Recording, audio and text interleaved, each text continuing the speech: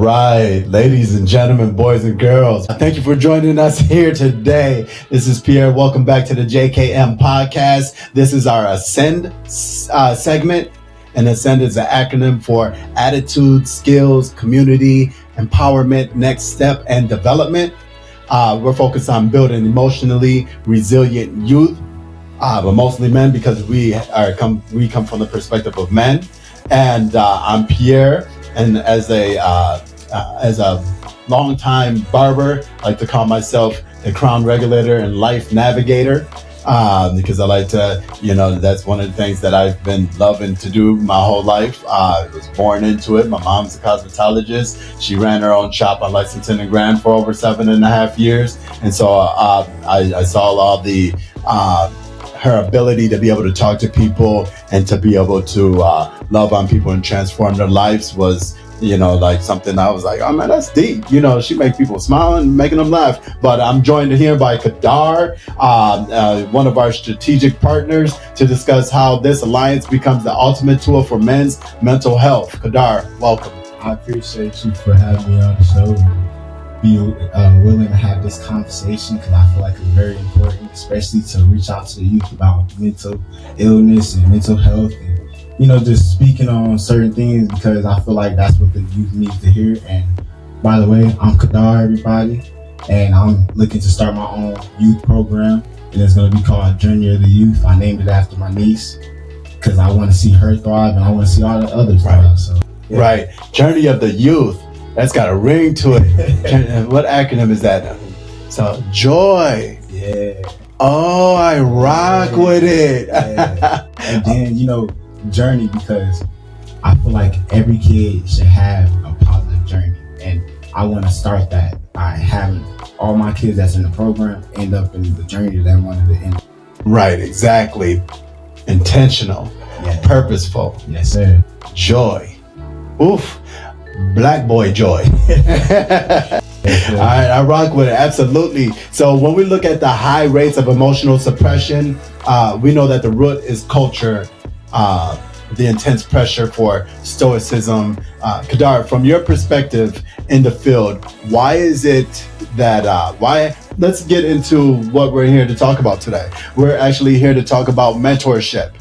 So we're just going to talk about mentorship and why it is important. So give us your definition of why you think that mentorship is important. Okay, so my definition of why mentorship is important, because I feel like every kid who doesn't have a father, right, or who doesn't have a male figure in their life, they end up in the path that people like look on a third party or looking on their life and be like, they get judged for it, right? And it's like, yeah, you could judge them for how they may portray themselves, right?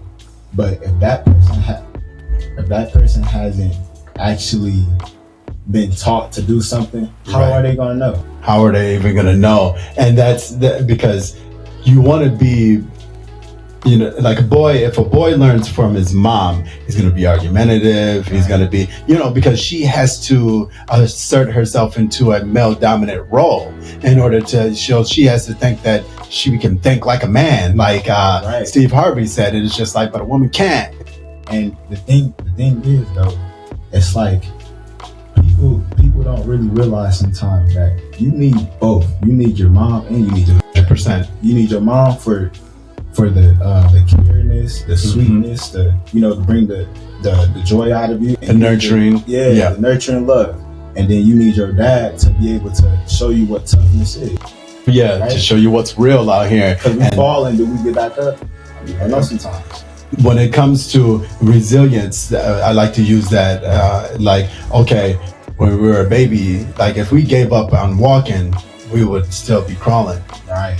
So we have to get back up, exactly. And that just shows that it's in our DNA from the beginning to, get back up. But the way that let's go back to the baby analogy is that difference between a man and a woman teaching a baby how to walk. And when that baby falls down, a woman is going to go and swoop that baby up and care for that baby and hold that baby and say, it's okay. But a man is going to look over at the baby and say, you good? unless there's no blood, no broken bones, whatever, Right. we're gonna be like, that baby, we're just gonna look over at the baby and let the baby decide its emotions. Okay, so let's see. We just addressed the why mentorship was important. Now, guidance. Guidance is always important, and this is why, right? Guidance is important because you have to have that help. You have Right. to be pushed. You have to be motivated. So how are you motivated? You have to be motivated by mentors, Right. Because that's what this is all about today. We're trying to bring more mentors in our community to support the kids that need them, right? Because it's a lot of kids that's out here that really need the mentors, but how can they find it? Right. Exactly. And that's just And so now it's one of those things where, like, if you build it, they'll come. exactly. So if you build a space for them to go and get pizza, they're gonna go get pizza. You build a Domino's, people are gonna go get pizza. You build a community center, people are gonna come and get some mentorship because they understand that it's about the community. That's why they say it takes a village to raise a child. And when we look for mentorship, we're looking like back in our day, we used to have leaders, like our politicians used to be the leaders. And so we just look to them on how to live a life and how to live a, what kind of life is that? To live an honorable life. Right. And so we always look for somebody to be like. For me, I used to go to church all the time, Mondays, Wednesdays, Saturdays, Sundays. I was always at church. And so me, when I'm seeing somebody in a suit and tie, that gave me a definition of what a man is. Unfortunately, I couldn't see into their real life. And I didn't understand that at the time, but it was just kind of like, okay, well, this is what I consider a real man. The mentorship and guidance that I needed at that time was spiritual guidance that I needed.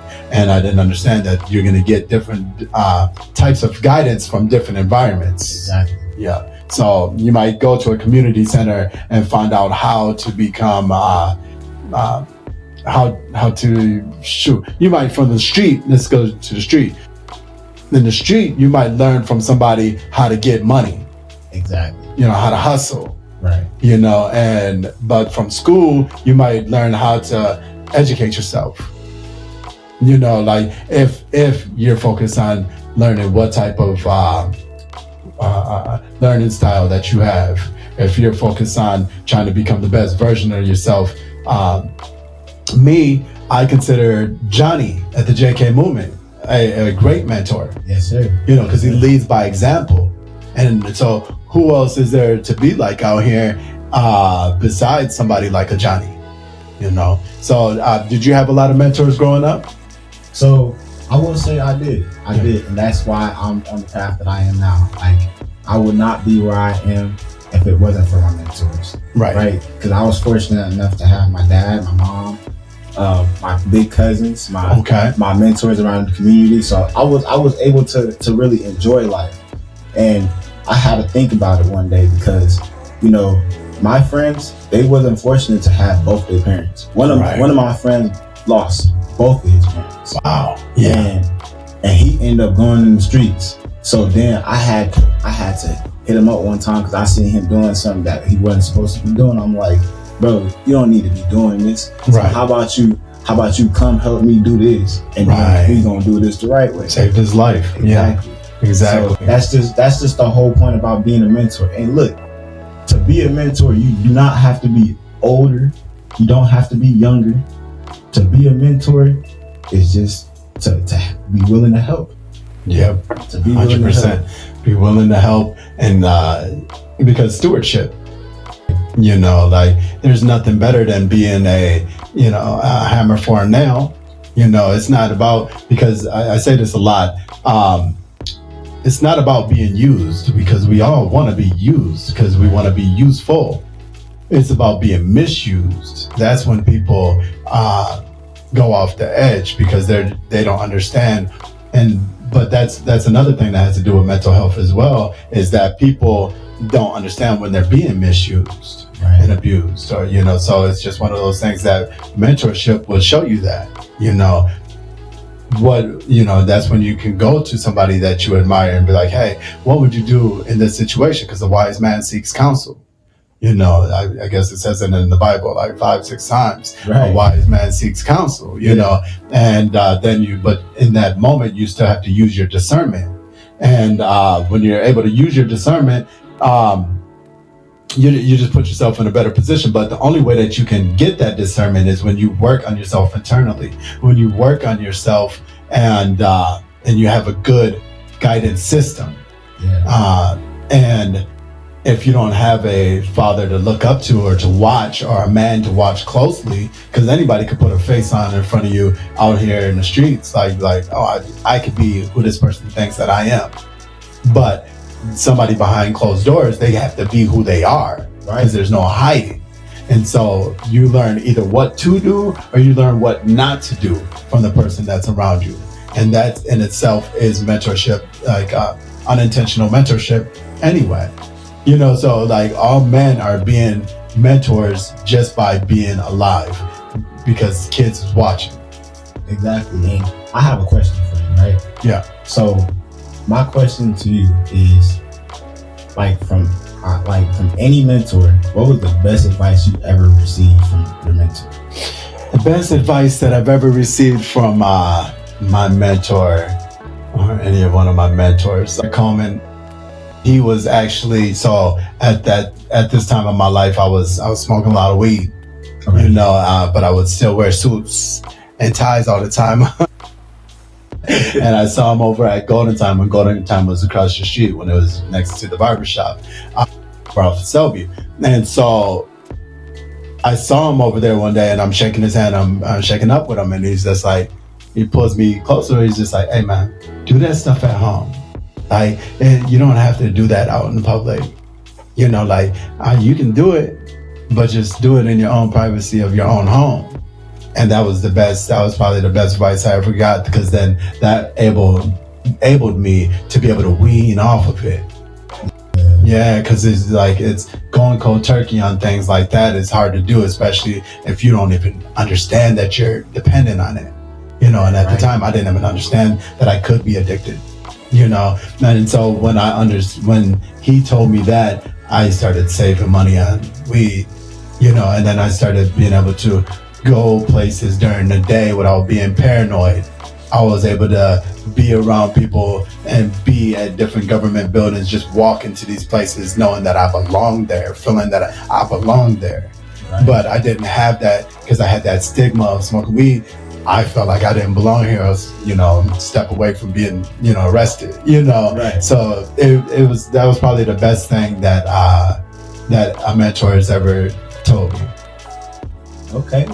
I like that. Yeah. And then, another thing about that too, it's like, not only is it you like kind of moving from it, but you also learning how to respect yourself too. 100%. Yeah. So, respect yourself for sure, because unfortunately there's a stigma out there on doing drugs. But let me go ahead and bounce the question back to you.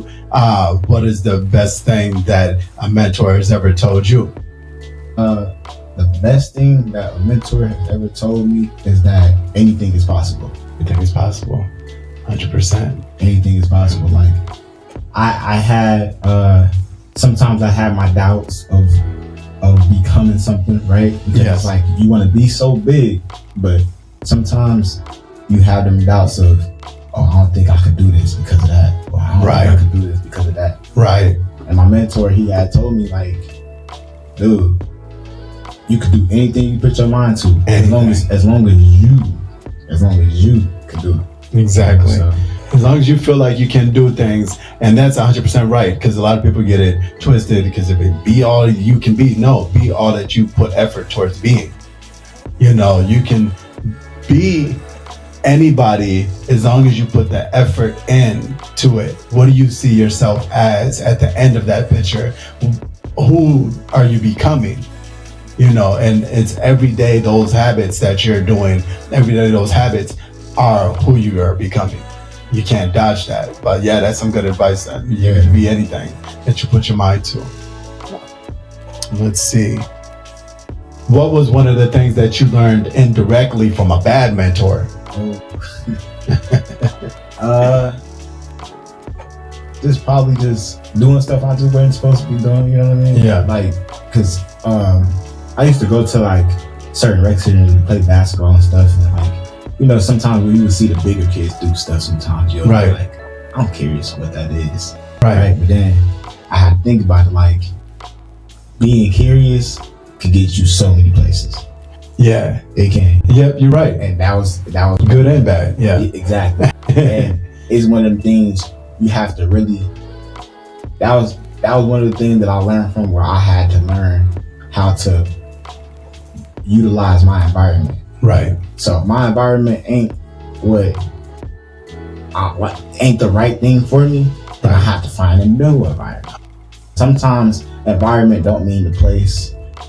Environment can mean people.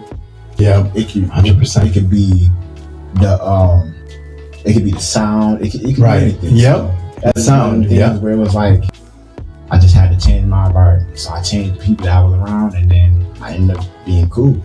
Right. And that changes you. Like I was telling you before we started recording, I wasn't telling you, we were having a discussion, and you were talking about how you are the 5 people that you're around the most. You are them. What does that mean to you? So me being that 5 person, right? Yeah. It's basically showing me that I'd be perfectly fine, sometimes better off by myself, or I'm better off being around people that are trying to have the same goals. Right. And the people that have similar goals or the same goals as you, those are the ones that are going to continuously push you. 100%. Continuously push you, just like you're going to continuously push them. So a lot of my friends that I'm around today at this time are the people that are in my circle telling me whether or not if I did something wrong or if I did something right. Because I don't look to my friends to always tell me that. Right. Do something right. I don't need no yes man. Right. I want people that's going to be like, oh, you ain't do this the right way. You should go redo it or something. Right. Yeah. Or tell me if I was to do a drawing, right, and then my friends always told me that my drawings were perfect, that wouldn't be no real helpful thing. Right. If I was to sell it and I don't get nothing, how am I gonna know whether or not if it's really good for us? Right. I like to keep myself around people that might say my stuff is trash, even though it might be hurtful. But hey, that's the realness. Right? Yeah, because I can get better from that. Exactly. I can't get better from, oh, you're the greatest that ever walked on 2 feet. Exactly. Like, where do I go from there? Because no one's perfect.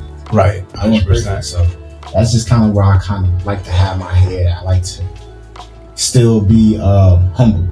Right. Yeah. Nothing wrong with that. Yeah. We got the humble grizzly bear downstairs right now. You know? Yeah. Like I ain't never met somebody so humble like that, and he lives up to that. Exactly. You know. So yeah, humble. You know, sometimes it's hard for me to be humble. That's probably one of my weaknesses. Is because I'm always like, man, I'm the best thing walking on 2 feet. You know. Yeah. Because at the same time, you still gotta have that confidence. You gotta have that confidence. Yeah. You know, like you have to. Like it's a thin line. Like it's one of the things where like. Sometimes people are not going to tell you whether or not you're the greatest or you're the best. They're not going to tell you that. Right. You have to tell yourself. You have to. You have to. And guess who you're going to believe? The man in the mirror. Exactly. You know. And that's why it's important to have the right people. Even your mentors. The mentors are the most important people. I feel like the mentors are most important. Just like your parents, right? They're not in the same, I wouldn't say they're in the same category, but I would say it's kind of similar levels to it, because you take knowledge from wiser people that you could be like, oh, I did this the wrong way. How can I do it the right way? And you can go to them about anything that you need. Like Mr. Pierre, I can come to him about anything. I know that if I have a question about podcasting, life, anything, I know he's been through it already. So 100%. I could come to him and be like, hey, did I do this the right way, Mr. Pierre? And he'll be like, he'll either tell me no or tell me yeah. And most of the time it's a yeah, but still. Right. So it's one of those things where a man will take advice if he asks for it. And so when it comes down to people giving unsolicited advice. Why is it hard to take unsolicited advice? Because I'm not gonna lie, right?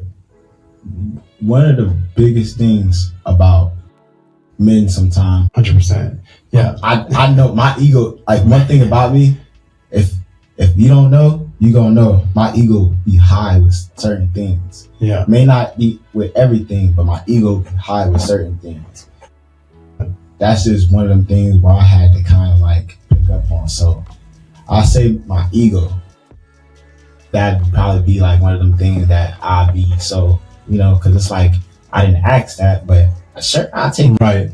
Right. And so when people give me unsolicited advice, I just take it as like first of all, I wasn't even asking. Right.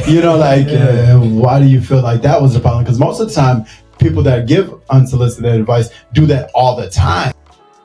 So they think that you're asking them for an answer to life, and you're just like, no, man, I'm just talking, and I'm trying to, use you as a soundboard. Because sometimes we just need to hear ourselves say things. Exactly. And when we hear ourselves say things, and then we're just like, that's what it is. We get the answer as we're asking. Right. And sometimes it's not you just got to leave that space. That's mental health. That's mental awareness. That's, knowing that there's a higher power. That's knowing that it's you that you're seeing. Right. Like every time you ask a question, you're going to get a reflection of who you are, and it's hard to take advice from people that are always giving it. Exactly. But, exactly. And I don't never turn down free advice, but, so I'm one of the youngest out of my big brothers and stuff. Okay. I'm one of the youngest. So a lot of the times I know that my big brothers, they get a little annoyed when I be calling them. But sometimes it's actually about real advice, right? Right. But if somebody's giving me advice and I ain't asked for it, it's kind of one of them things where it makes me kind of step back from it. Right. You know what I mean? Right. You don't think I'm smart enough to know that? Because sometimes they be just saying real simple stuff. It's like, dang, you calling me stupid. You might as well just be calling me dumb or something. Because most of the time when those kind of conversations happen, it's, I know. Right. After they give their advice, it's like, I know. Right. But that's not what I was getting at. You got to listen to the rest of the story. Exactly. And it's almost like sometimes you don't really even need the feedback. You just need somebody to vent to. Right. And that's one of them things. I like to, just be one of the people that I could have ears, but then if you come to me for advice, I could be able to give it to you. Right. 100%. Because I'm going to be like, because we're supposed to be emotionally intelligent enough to say, if somebody is telling you a story, you can peep what they're saying and be like, oh, okay, yeah, I feel you on that. Exactly. I feel that. Exactly. Like, you angry right now, I feel that too. Or you're happy right now, man, I feel that too. Right. Or you're curious about that, man, I feel that too. It's just those, it's just those moments where you're just supposed to bond and connect with each other. Let's say, do you have any brothers and sisters? Yeah. Okay. How many brothers and sisters you have? So they're not actually my biological brothers, and they're not a lot of the siblings that I actually claim. These are the siblings that we all grew up in the same household. Okay. And stuff. So it's like I am one of the youngest, and so when I call them or when I see them, it's one of them things where we have our moment. Right. And it's one of the things where it's not where we argue. That's not the thing, right? But we have our moments of they showed me how young I am. Right. Right. You got a long way to go. Yep. And you probably hear that a lot. Yeah. Yeah. And I just reached 23 a month ago. Okay. Happy belated birthday. Thank you. Mm-hmm. And I still get critiqued and my brothers and sisters still mess with me about how young I am. when we go out to clubs or whatever. Right. Yeah. Okay. Yeah. All right. So the mentor is, I'm just going to jump back on script. So the mentor is teaching them to develop the internal locus of control necessary to utilize that resource effectively. They are guiding them through the psychological minefields, ensuring the mentee gains not only the external skill, but the self-efficacy to sustain their success. And that modeling of consistency, that repeated positive attachment, is fundamental to building stability. And you know what? I don't even know what that means.